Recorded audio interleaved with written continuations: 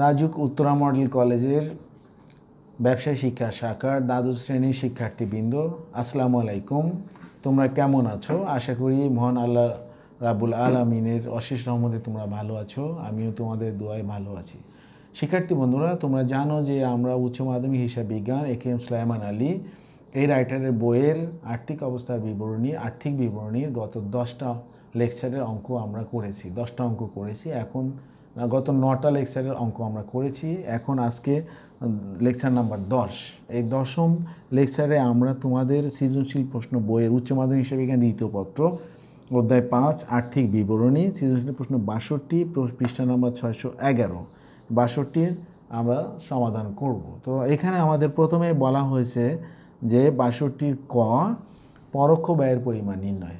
পরোক্ষ ব্যয়ের পরিমাণ নির্ণয় করতে গেলে আমি তোমাদের এখানে বলে রাখি, প্রত্যক্ষ ব্যয় বলতে বিক্রিত পণ্যের ব্যয়কে বোঝায়, আর পরোক্ষ ব্যয় বলতে এখানে অফিস এবং বিক্রয় সংক্রান্ত যাবতীয় খরচকে পরোক্ষ ব্যয় বোঝায়। তো পরোক্ষ ব্যয়ের মধ্যে এখানে আমাদের অঙ্কে যে বিষয়গুলো দেওয়া আছে সেগুলো হলো বেতন খরচ। বেতন খরচ,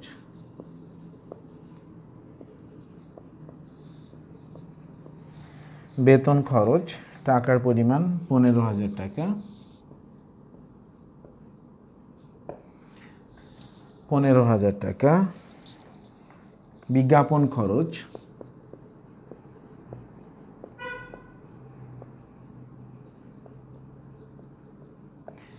বিজ্ঞাপন খরচ যেটার টাকার পরিমাণ দেওয়া আছে 2,000 টাকা। শিক্ষার্থী বন্ধুরা, যদি বিজ্ঞাপনের উদ্দেশ্যে বিনামূল্যে পণ্য বিতরণ করা হয় তাহলে আমরা সেটা বিজ্ঞাপনের সাথে যোগ করব। এই জন্য এখানে বিনামূল্যে পণ্য বিতরণ যেটা আমরা যোগ করব, যোগ পণ্য বিতরণ।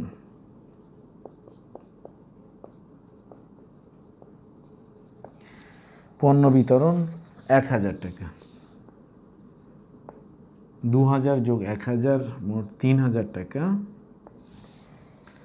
এখান থেকে আমরা বিলম্বিত বিজ্ঞাপন মাইনাস করব, মাইনাস বিলম্বিত বিজ্ঞাপন।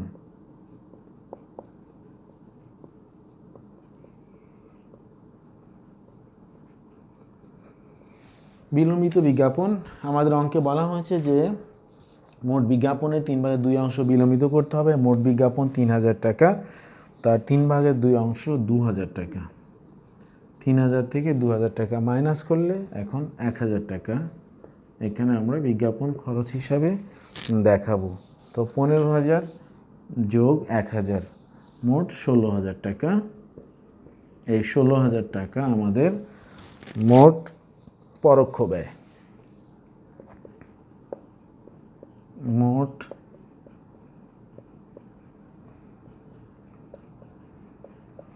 মোট পরোক্ষ ব্যয় 16,000 টাকা। আমাদের কতে বলা হয়েছে পরোক্ষ ব্যয়ের পরিমাণ নির্ণয়।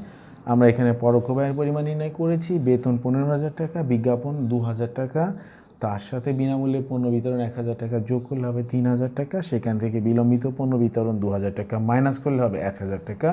15,000 এবং 1,000 টাকা যোগ করলে হবে মোট 16,000 টাকা। এটা হলো মোট পরোক্ষ ব্যয়। তো কতে আমরা মোট পরোক্ষ ব্যয়ের পরিমাণ কী করে নির্ণয় করতে হয় সেটা আমরা শিখলাম। খতে আমাদের বলা হয়েছে বিক্রিত পণ্যের ব্যয় নির্ণয়। তো আমি এখানে এটুকু মুছে ফেলবো, তারপরে আমরা বিক্রিত পণ্যের ব্যয়ের পরিমাণ নির্ণয় করব। একই রকম ছক করবে তোমরা। বিবরণ 3টা টাকার ঘর, বিবরণ 3টা টাকার ঘর, বিক্রিত পণ্যের ব্যয় নির্ণয়। বিক্রিত পণ্যের ব্যয় নির্ণয় তোমরা জানো যে বিক্রিত পণ্যের ব্যয় নির্ণয় করতে হলে আমরা প্রারম্ভিক মজুদের সাথে নিট ক্রয়, তার সাথে যাবতীয় প্রত্যক্ষ খরচ যোগ করে আমরা যেটা নির্ণয় করব সেটা হবে বিক্রিত পণ্যের ব্যয় নির্ণয়। তাহলে বিক্রিত পণ্যের ব্যয় নির্ণয়, বিক্রিত পণ্যের ব্যয় নির্ণয়।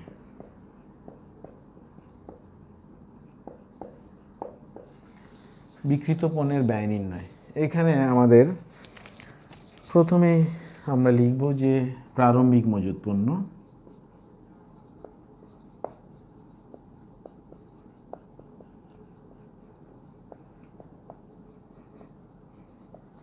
প্রারম্ভিক মজুদ পণ্য রেওয়া মিলে আমাদের দেওয়া আছে 44,000 টাকা।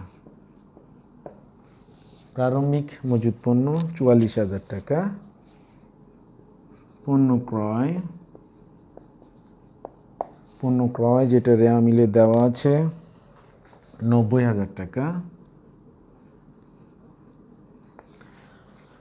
ক্রয় থেকে আমরা বিনামূল্যে পণ্য বিতরণ বাদ দিব, তাহলে বাদ পণ্য বিতরণ, যেটা সমন্বয়ে দেওয়া আছে বিজ্ঞাপনের উদ্দেশ্যে বিনামূল্যে পণ্য বিতরণ 1,000 টাকা। এটা আমরা মাইনাস করে দেখাবো বিজ্ঞাপন থেকে, ক্রয় থেকে 90,000 থেকে 1,000 টাকা মাইনাস করলে এটা হবে 89,000 টাকা। 89,000 টাকা। এরপরে মজুরি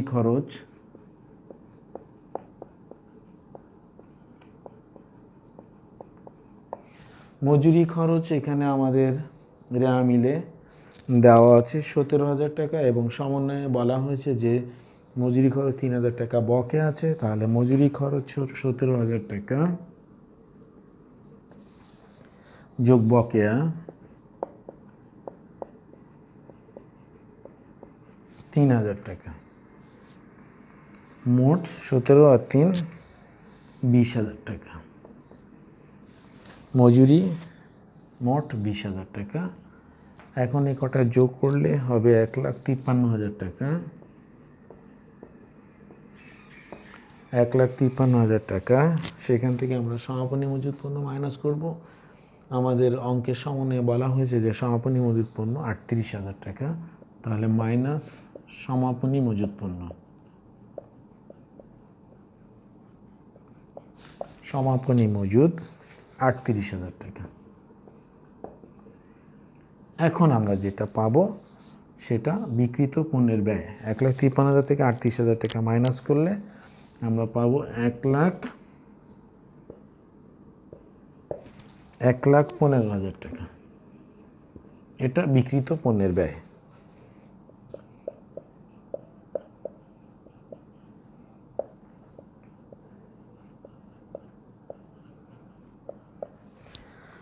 তাহলে এখানে আমরা বিক্রিত পণ্যের ব্যয় পেয়েছি যে প্রারম্ভিক মজুদ পণ্য, তার সাথে আমরা নিট ক্রয় যোগ করলাম এবং মজুরি খরচ যোগ করলাম, যোগ করলে পেলাম 1,53,000 টাকা। সেখান থেকে আমরা সমাপনী মজুদ পণ্য 38,000 টাকা মাইনাস করলে এখন যেটা পেলাম বিক্রিত পণ্যের ব্যয় 1,15,000 টাকা। এরপরে আমরা গ অংশ করব। গতে আমাদের বলা হয়েছে যে আর্থিক অবস্থার বিবরণী প্রস্তুত করো। আর্থিক অবস্থার বিবরণী, গতে বলা হয়েছে যে আর্থিক অবস্থার বিবরণী প্রস্তুত করো, যেখানে আমাদের রক্ষিত আয় বা সংরক্ষিত আয়ের উদ্বৃত্ত দেওয়া আছে। সংরক্ষিত আয়ের উদ্বৃত্ত আমাদের দেওয়া আছে। এখন আমরা করব আর্থিক অবস্থার বিবরণী। গতে তোমরা শখ করবে বিবরণ 3টা টাকার ঘর, আর্থিক অবস্থার বিবরণী।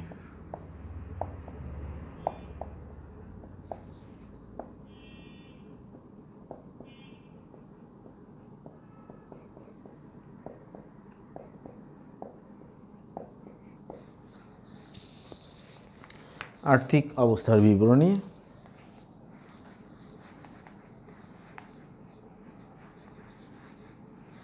বিবরণ টাকা টাকা টাকা, বিবরণ 3টা টাকার ঘর। শিক্ষার্থী বন্ধুরা, তোমরা জানো যে আর্থিক অবস্থার বিবরণীতে প্রথমে আমরা সম্পত্তি সমূহ লিখব। তো এই সম্পত্তি সমূহ আমরা যেভাবে সাজাবো সেটা হবে প্রথমে স্থায়ী সম্পদ, তারপরে হবে দীর্ঘমেয়াদী বিনিয়োগ, এরপরে আমরা লিখব চলতি সম্পদ এবং অসংরক্ষিত ব্যয়। এরপরে আমরা মালিকানা সত্ত্ব সাজাবো। মালিকানা সত্ত্বের মধ্যে প্রথমে আমরা লিখব যে শেয়ার মূলধন, তারপরে উদ্বৃত্ত সঞ্চিতি, এরপরে দীর্ঘমেয়াদী দায়, তারপরে চলতি দায় দেনা ও ভবিষ্যৎ ব্যবস্থা। তো আর্থিক অবস্থার বিবরণী প্রথমেই লেখো যে স্থায়ী সম্পদ। প্রথমে আমরা করব স্থায়ী সম্পদ। স্থায়ী সম্পদে আমাদের এখানে আছে অঙ্কে, আমাদের স্থায়ী সম্পদের মধ্যে দেওয়া আছে যন্ত্রপাতি।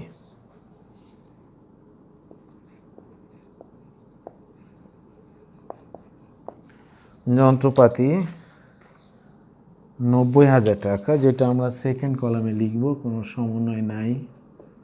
যন্ত্রপাতি 90,000 টাকা। এরপরে আমাদের আছে অট্টালিকা। অট্টালিকা মানে বিল্ডিং, দালান কোঠা। অট্টালিকা যেটা দেওয়া আছে আমাদের 1,20,000 টাকা। মোট 90,000 যোগ 1,20,000 2,10,000 টাকা।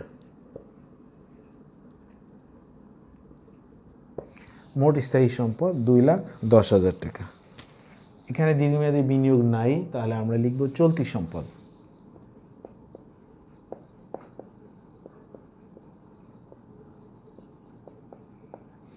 চলতি সম্পদ সাজানোর সময় আমরা প্রথমে লিখব হাতে নগদ, তারপরে লিখব ব্যাংক জমা, এরপরে লিখব প্রাপ্য হিসাব, নিট প্রাপ্য হিসাব, সমাপনী মজুত পণ্য, তার অগ্নি প্রদত্ত খরচ, অনাদায়ী আয়সমূহ। এই চলতি সম্পদের মধ্যে প্রথমেই লেখো প্রাপ্য হিসাব।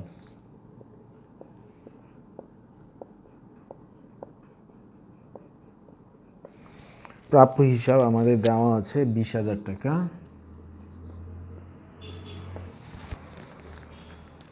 হাতে নগদ ও ব্যাংক জমা, হাতে নগদ ও ব্যাংক জমা যেটা দেওয়া আছে 27,000 টাকা। 27,000 টাকা। সমাপনী মজুত পণ্য,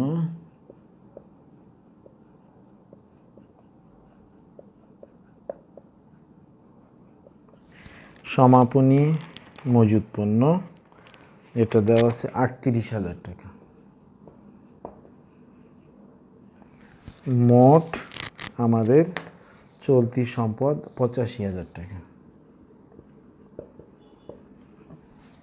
মোট চলতি সম্পদ 85,000 টাকা। প্রাপ্য হিসাব 20,000 টাকা। হাতে নগদ ও ব্যাংক জমা 27,000 টাকা। সমাপনী মজুত পণ্য সমন্বয় দেওয়া আছে 38,000 টাকা। মোট 85,000 টাকা। এরপর আরেকটা আইটেম আছে আমাদের অসমন্বিত ব্যয়।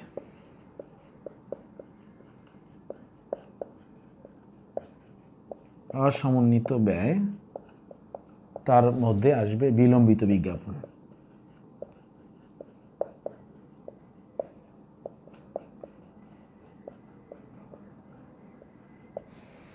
বিলম্বিত বিজ্ঞাপন 2,000 টাকা, থার্ড কলামে লিখব। এখন আমাদের মোট সম্পদ হবে 2,10,000 যোগ 85,000 যোগ 2,000, তাহলে 2,97,000। 2,97,000 মোট সম্পদ।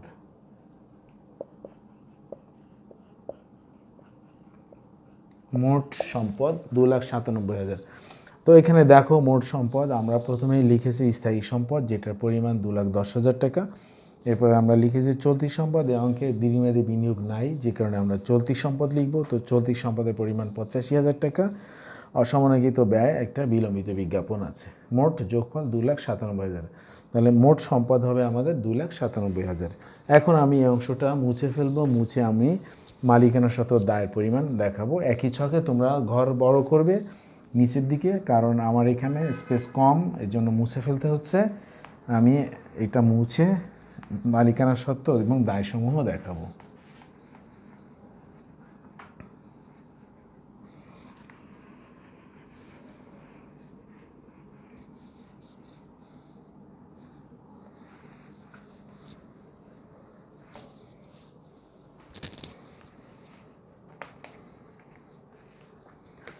মালিকানা সত্ত্ব,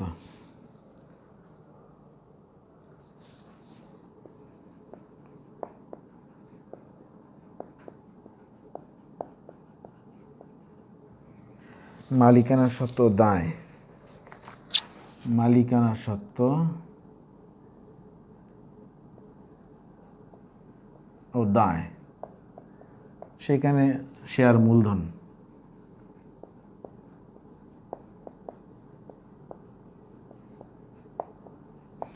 শেয়ার মূলধনের পরিমাণ অঙ্কে দেওয়া আছে ইস্যু বিলি আদায়, সেখানে আমরা লিখব শেয়ার মূলধন ইস্যুকৃত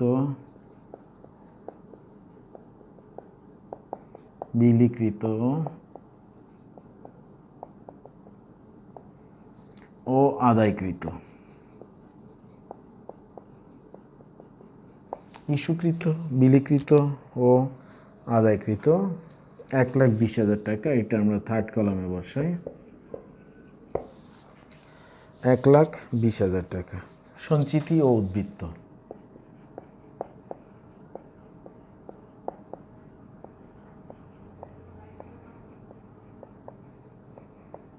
সঞ্চিতি ও উদ্বৃত্ত, যেখানে আমাদের দেওয়া আছে রক্ষিত আয়। শিক্ষার্থী বন্ধুরা, রক্ষিত আয় বলতে এখানে সংরক্ষিত আয় বোঝায়। এখানে রক্ষিত আয়ের উদ্বৃত্ত আমাদের দেওয়া আছে 88,000 টাকা, যেটা রক্ষিত আয়ের উদ্বৃত্ত আমাদের দেওয়া আছে 86,000 টাকা, যেটা অঙ্কে দেওয়া আছে। তাহলে এখন লেখো যে রক্ষিত আয়,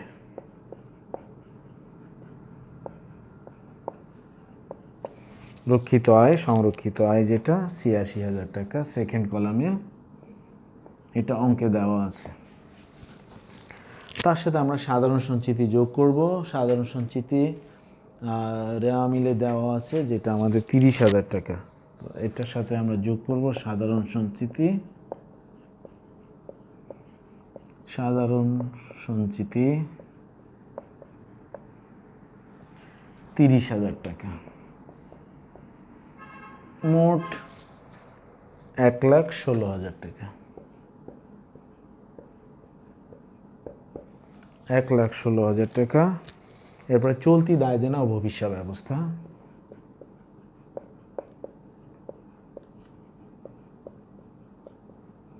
চলতি দায় দেনা ও ভবিষ্যৎ ব্যবস্থা বা ভবিষ্যৎ ব্যবস্থা।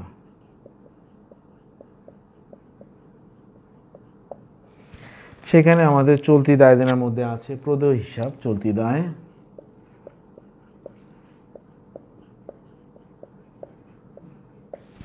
প্রদেয় হিসাব 50,000 টাকা, সেকেন্ড কলামে প্রদেয় হিসাব 50,000 টাকা।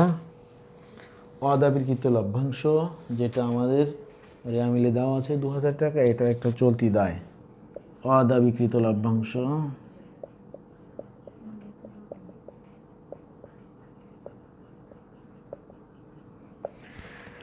অদাবিকৃত লভ্যাংশ 2,000 টাকা। প্রস্তাবিত লভ্যাংশ, যেটা আমাদের এখানে সমন্বয়ে বলা আছে যে শেয়ার মূলধনের উপর 5% হারে লভ্যাংশ ঘোষণা করতে হবে। এখন লেখো যে প্রস্তাবিত লভ্যাংশ,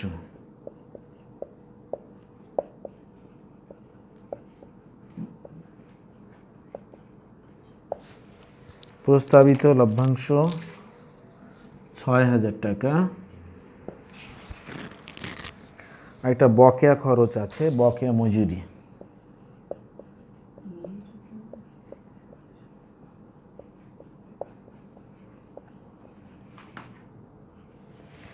বকেয়া মজুরি 3,000 টাকা।